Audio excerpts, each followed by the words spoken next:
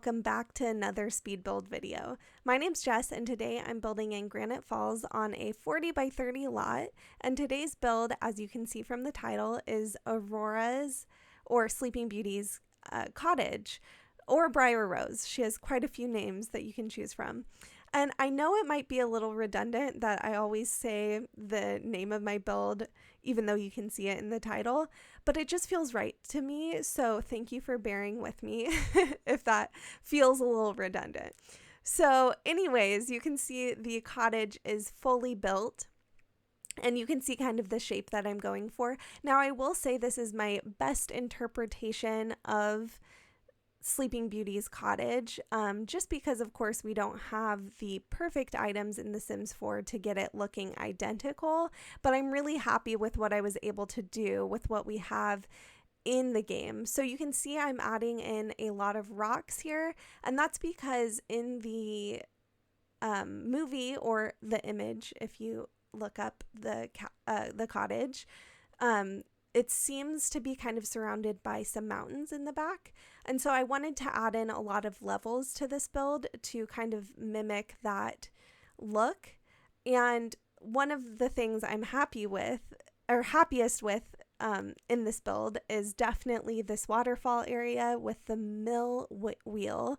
I think it looks so cute and is a big part of the cottage, the original cottage from the movie. So I'm just really happy I was able to add that into this build, and adding in that tree was the best I could do, because if you know the reference image at all, you know that there is a tree growing through the cottage. So I tried to put the tree as close as I could, and I think the roots of the tree really give the look that the cottage kind of has. But again, this is definitely my best interpretation of it. Definitely not movie accurate or anything like that.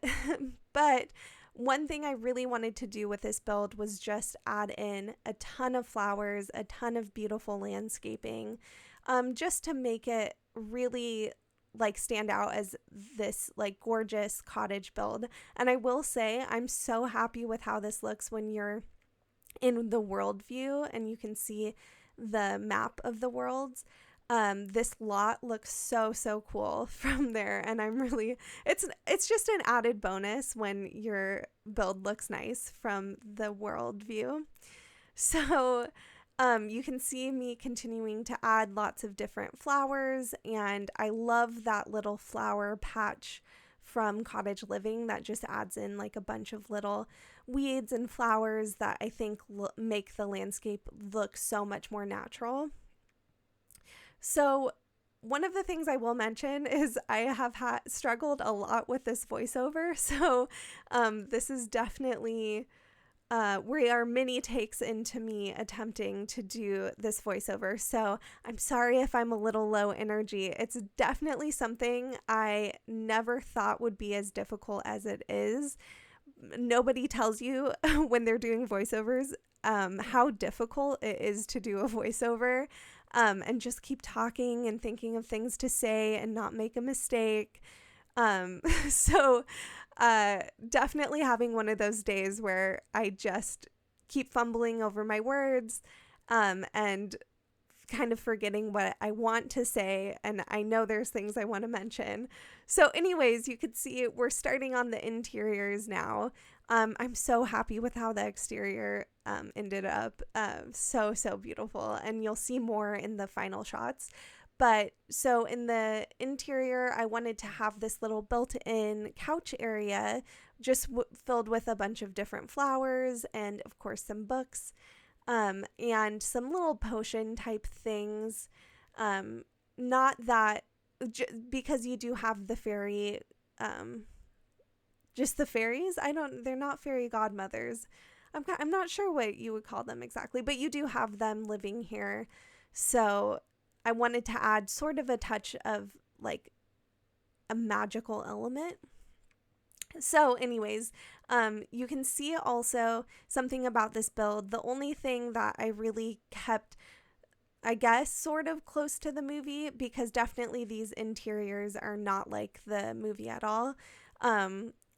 I wanted to try and add in as much touches of blue and pink as I could, just because if you've seen the movie, you know there's a fight about make it blue and make it pink with the dress, so I wanted to kind of represent that in the build itself, and I think I was able to do that. This is definitely a very whimsical build. It's not very matchy. Part of that is just because Sims, you know, we don't have the perfect tones and matching tones that work. But part of it is because I wanted to go for that really whimsical look, and just making in a cottage, of course, nothing's perfect. And so I didn't want this to be the most perfect looking build. So yeah, I'm really happy with how that kitchen came out with lots of different clutter. And this little bathroom, I'm so happy with. I think it just turned out and looks really, really cute. I will say I was playtesting it. The Sim couldn't get into the bathtub, so I have to do a little bit of adjusting. I couldn't figure out exactly what was stopping the Sim, so definitely will be sure to have that fixed when I upload it to the gallery. But here you can see I left enough space for there to be a little study. And I do want there to be something for your Sims to do, so I did add in a computer. Definitely take that out if you want this to be more accurate to the movie and the time period it sort of represents in the movie. But I figured it would be nice for whether or not you just use this as a rental or if you play with this as a main house. So anyways, there is a kid's bedroom, and I wanted to, again, make it pretty functional for kids, and hopefully it will work really nicely for any gameplay that you might do in this house. And I know that there is the fairies who live here originally, but I figured it would be more functional if I made a kid's room instead of like a 3-bed house or a 3-bedroom. I just thought that wouldn't really work for most gameplay. So we're actually coming to the end of the build with this last bedroom. So I just want to thank you so much for supporting my little channel here on YouTube. It means so much that you take time out of your day to watch my builds. Yeah, I just can't thank you enough. So have a great day. Bye.